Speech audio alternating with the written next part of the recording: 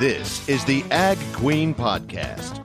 This podcast explores the agriculture industry with the movers and shakers of those shaping it. Here's your host, Lori Boyer. Welcome to the show, everyone. My special guest today is country music singer John Rich. He is talking here to us as he has been appointed by President Trump as the Special Envoy for American Agriculture. We'll talk more about what that means coming up here today. I want to talk to you here a little bit about your new role. We know you, of course, from Big and Rich, I think. Most people will say that. So you've taken on this new role as a Special Envoy for American Landowners. What has made you decide to maybe, I don't know if you're actually stepping away, but doing this in addition to your music and your performances, taking on a big role like this and a brand new role? Yes, ma'am. It's actually in addition to. So I'm still playing music and doing what I've always done, but this role came about because of a really serious fight I got into about this time last year with the Tennessee Valley Authority here in Tennessee, and they were putting in a Biden-era green new energy project that was going to tear up about 6,000 acres of farmland, over 400 houses, a school district, and the main water supply of the county. Other than that, it was a great place to do this project, right? So I launched about a 4 or 5 month long, very public fight against the TVA and exposed what they were doing. And that led to the TVA abandoning this project. Now, this was about a $2 billion project, very big project. They decided, you know what, maybe it's not a good place to do this. That got the attention of Secretary Rollins at USDA, and it got the attention of President Trump. Well, they reached out to me, the president did, and he said, hey, these situations are happening all across the United States, and what you just did with the TVA needs to be done in places more than I can count. Would you want to do that if you were working directly for me and had access to all of my cabinet members and could actually put up a real fight? And I said, yes, sir, I would love the opportunity. So it's a voluntary position, but it is a full-time situation because unfortunately the amount of egregious behavior that is being perpetrated on American landowners from coast to coast is bigger than even I thought it could be. It is, we're engaged in 7 states right now. There's 4 more states that will be engaged this time next week, and then more from there. And this is everything from state governments to local governments to utility companies to foreign entities even coming in. It's just a whole litany of bad actors that are attacking our landowners, and my job is to orchestrate defenses on their behalf. Because let's face it, how does your average everyday farmer afford an attorney to go fight the state of New York, for instance? Right? They can't. So my job is to help them. What are your top priorities as you take on this role? The top priorities are to number one, understand this. There's no such thing as a situation that's too small. So I'll give you an example. About 2 days ago, I learned about a farm in southwestern Illinois. It's been in the same family for over 100 years. The county wants to run a road through a section of this farm. And the elderly lady that lives there, whose family's owned it for over a century, reached out and filed a report at usda.gov/lawfair. I'm going to say that again for your viewers. usda.gov/lawfair. And she heard me talking about that on social media. So she went on and filled out a report and said, this county is trying to run a road, an eminent domain, a piece of my farm that's been in my family for more than a century. Can you help me? So we reached out to her. I had a conversation with her, and that led to a conversation with their county commissioners and their state's attorney and their engineer. And we are now working towards a solution where they can still build their road but not have to hurt her farm. So that's a small solo situation. From that all the way to upstate New York, where you have a Governor Hochul, who has redefined what constitutes prime farmland against what the USDA says is prime farmland, which has been set now since 1978, about 47 years. It's been standard practice. She has redefined what prime farmland is so she can allow foreign countries to bring in hundreds of square miles, not hundreds of acres, hundreds of square miles of solar installations of Chinese glass all over American farmland. Okay, so that's a really big one. That actually has led to a letter from Secretary Rollins, Administrator Zeldin at the EPA, and me to the governor of New York. And this is going to be, I think, an actually extended fight and argument, could even be a legal situation with that state because it is so egregious. So what are my goals? My goals are to hear from American landowners and help them however I can. They're all different.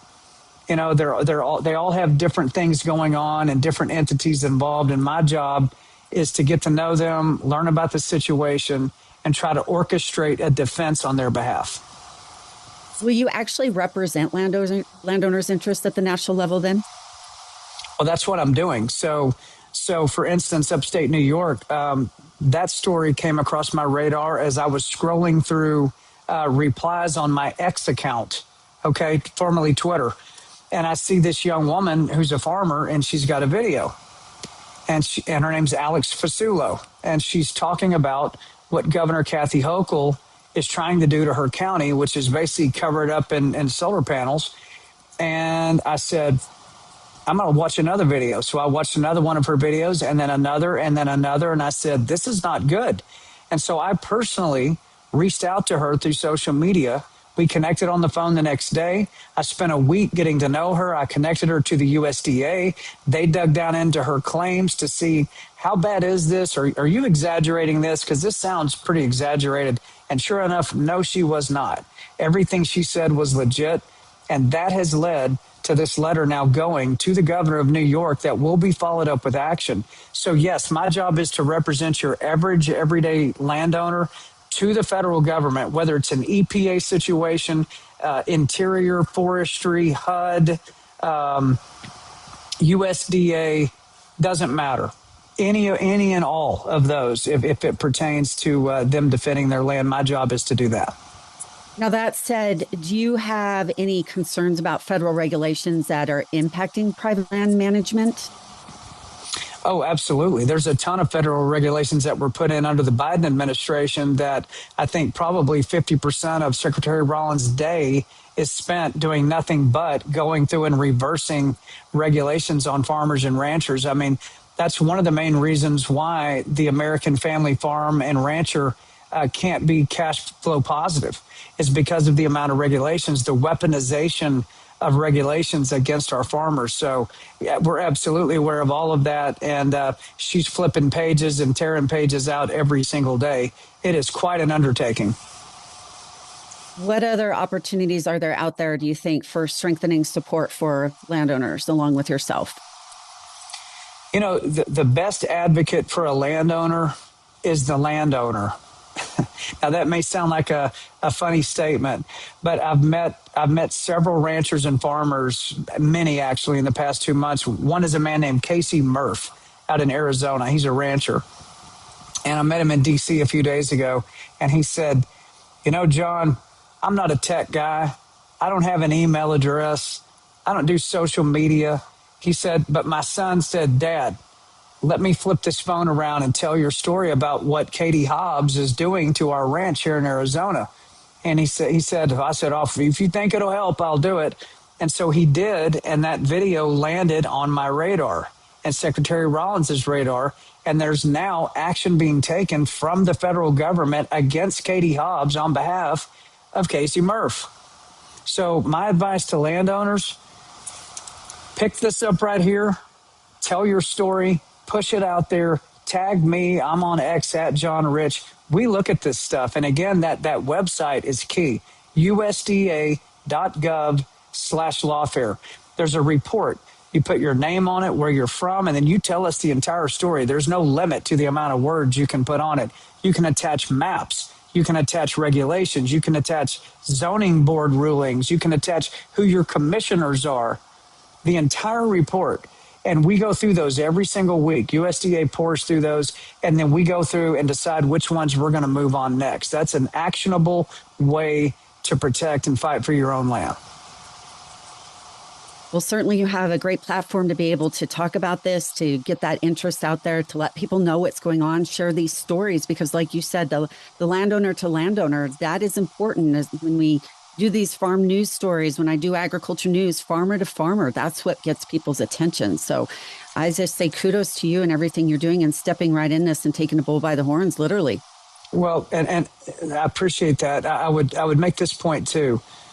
The way that these entities, whether it's a state government, local government, utility company, whatever it may be, the way that they succeed and the way that they move successfully against the landowner is they have to do it in secret. They have to do it in the shadows. They have to get those landowners to all sign NDAs.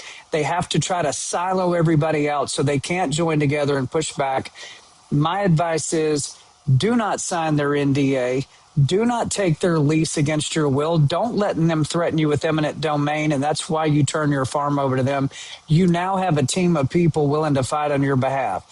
And I am the special envoy for American landowners, and you can tell by the look in my eye, it is not a game to me. And so you have an ally in me, and you have an ally in Secretary Rollins, and in Lee Zeldin, and in Doug Burgum, and all the rest of them. This is the Trump administration. They love the landowner. And they are here to protect you guys. So go to that website, usda.gov/lawfair. Put your videos on social media. Tag me. We will see it. Okay. I have one more question here before we wrap up. Data centers keeps coming up over and over in my conversations. What has that been like in your conversations? Yeah, so that's a huge, massive conversation because you're right. That there are thousands of data centers right now scheduled to be built. Secretary Rollins made a really great comment 2 days ago in Washington, D.C. She said, we need data centers in America. The president has declared them as national security assets. Okay, so they're important that we have them. She said, however, there is a right way to build them and there's a wrong way to build them. And I believe she is going to work on a framework around data centers specifically. That is something that I will have a voice in that room as we're working on it. But I agree with you. It is maybe far and away the largest topic right now to landowners is, hey, what's going on with this data center? And again, we have to have them per the president. I mean, a national security asset's a big deal, but we also have landowners. What about them? You know, and I think to her point, there's a right way to do it and a wrong way to do it. And I would be expecting news on that in the very near future. Okay. All right. I lied. I do have one more question. How are you looking at balancing your musical career along with doing this as well? These are two pretty big, hefty jobs you have on you right now.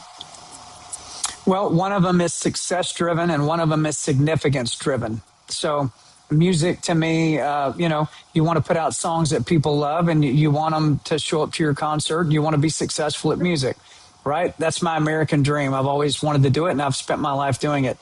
But on the other side of that is significance. What can I do for other people that doesn't impact me? It's not my land in upstate New York. I don't own a piece of Casey Murph's ranch, but they're my neighbors. And New Testament says, love thy neighbor as thyself. It's the second greatest commandment. And I take it to heart.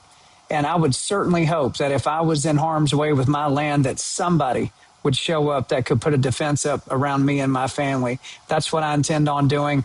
That's what President Trump gave me the authority to do. And I intend on doing it to the best of my ability. Well, amen to that. And keep me and my farm broadcaster colleagues in mind. We're going to do everything we can to help you.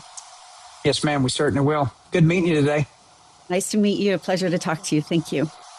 Yes, ma'am. Talk to you soon. Thank you.